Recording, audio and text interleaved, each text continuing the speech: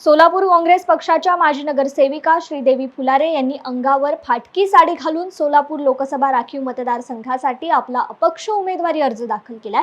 त्यानंतर माध्यमांशी बोलताना त्या म्हणाल्यात की लोकसभा निवडणुकीचा उमेदवारी अर्ज भरण्यासाठी कोणतीही मिरवणूक न करता मी साध्या पद्धतीने अर्ज दाखल करायला आली आहे। तसेच सोलापूरच्या विकासाची अवस्था आज फाटकी झाली आहे, म्हणून फाटकी साडी घालून उमेदवारी अर्ज दाखल केल्याचं त्यांनी सांगितलं।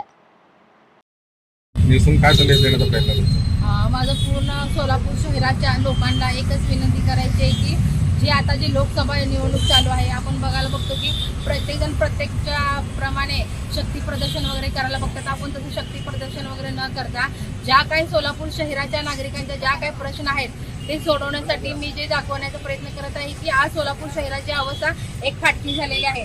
गेल्या अनेक 40 वर्षापासून आपण प्रत्येक जणांना निवडून दिलेलं आहे। त्या निवडून आल्यानंतर अनेक जणांनी आपलं स्वतःचा स्वार्थ साधलेला आहे।